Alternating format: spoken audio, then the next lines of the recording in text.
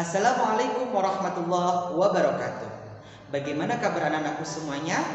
Alhamdulillah. Mudah-mudahan selalu dalam keadaan sehat walafiat.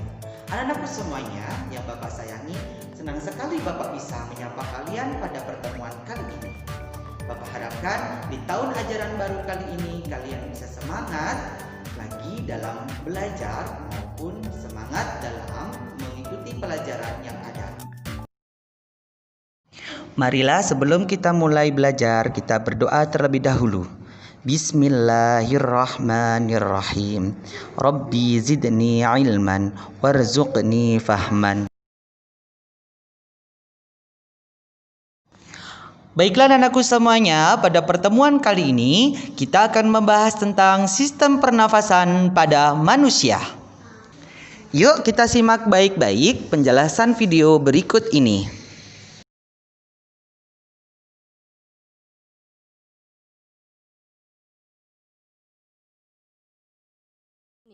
Terima kasih.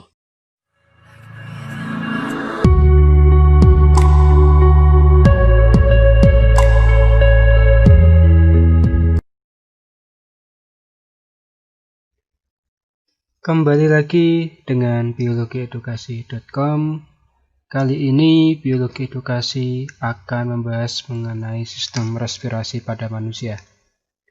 Yang pertama akan kita bahas adalah mengenai alat-alat pernafasan yang ada pada sistem respirasi pada manusia. Sebelum kita membahas tersebut, kita gambar kurang lebihnya, kita gambar terlebih dahulu seperti apa. Untuk membahasnya nanti sekaligus fungsi-fungsinya.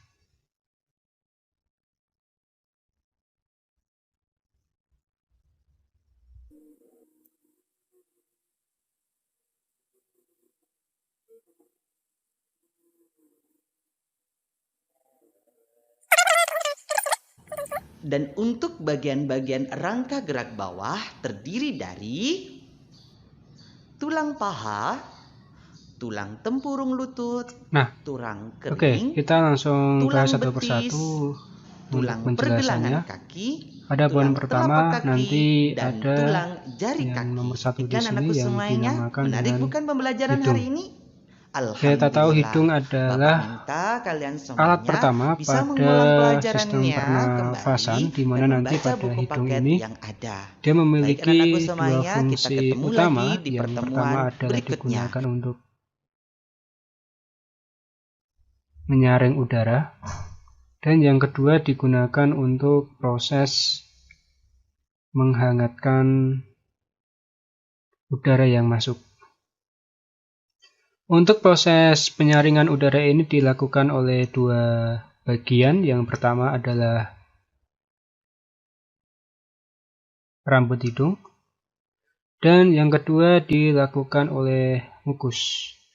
Kalau nama lainnya adalah lendir. Jadi ini digunakan supaya debu-debu yang masuk ke sistem pernafasan pada manusia ini dia dapat disaring, tidak masuk ke dalam paru-paru. Dan yang kedua, menghangatkan udara ini dilakukan pada rongga-rongga yang ada di bagian sini ini. Di sini ada rongga-rongganya yang digunakan untuk menghangatkan udara. Kenapa perlu dihangatkan? Karena bertujuan supaya udara yang masuk itu tidak terlalu dingin.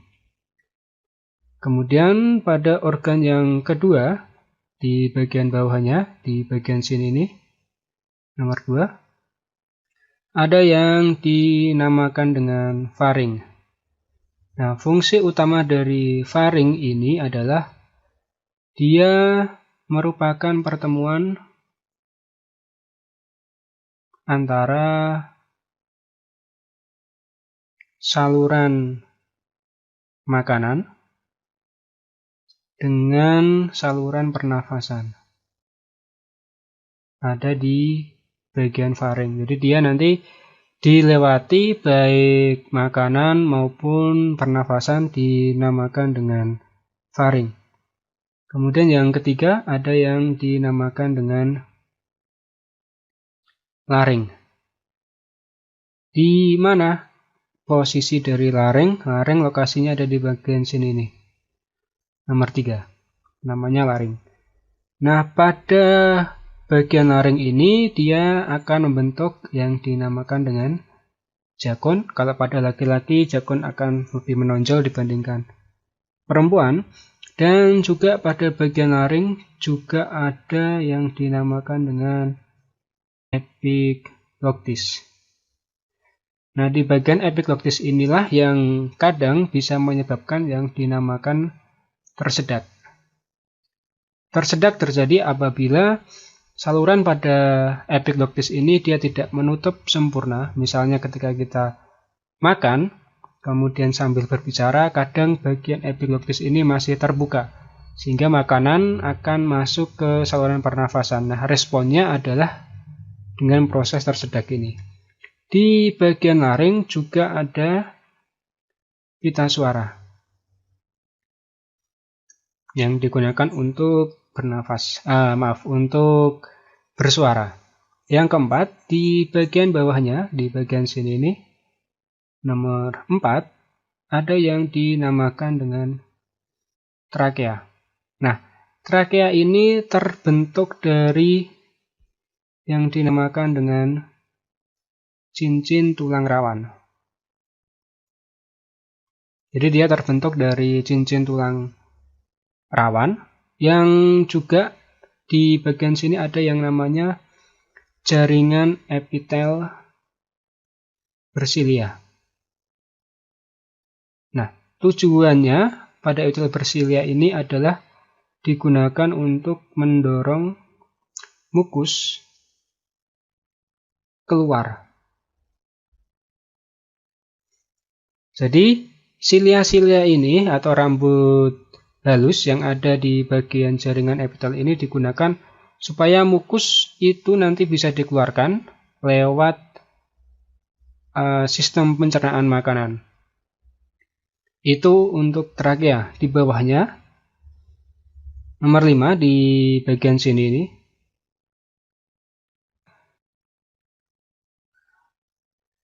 Nah, di bagian sini nomor 5, di sini ada yang namanya bronkus, percabangan dari trakea. Dan nomor 6, bronkus akan bercabang-cabang lagi. Ini yang dinamakan dengan bronkeolus. Dan yang terakhir, pada nomor 7, ada yang dinamakan dengan alveolus. Kalau kita gambarkan, di bagian ujung-ujung sini ada bagian bulatan-bulatan kecil pada ujung-ujung dari bronkeolus ini yang dinamakan dengan alveolus. Nah, seperti ini. Nomor 7, alveolus. Fungsinya digunakan untuk proses pertukaran antara oksigen dengan CO2, yang oksigen dimasukkan dan CO2 dikeluarkan.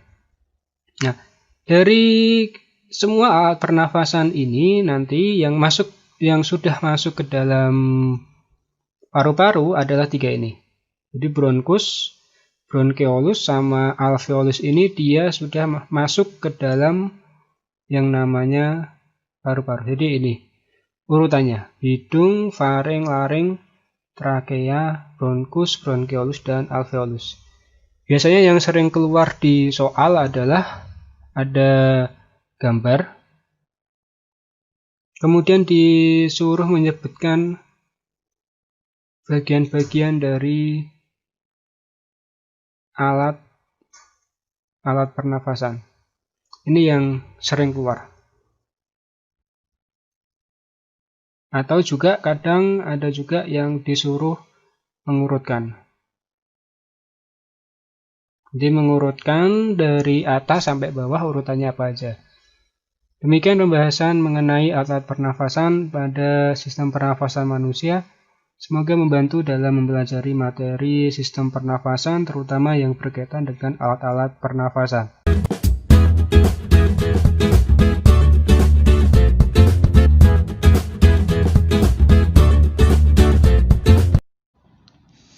Bagaimana anakku semuanya? Serukan pembelajaran sains hari ini? Bapak harapkan kalian bisa mencoba untuk mempelajari dan mengulang kembali. Baiklah anakku semuanya, kita akhiri pertemuan kali ini dengan membaca hamdalah. Alhamdulillahirrabbilalamin. Wassalamualaikum warahmatullahi wabarakatuh. Tetap semangat anak-anak kelas 5 Alati.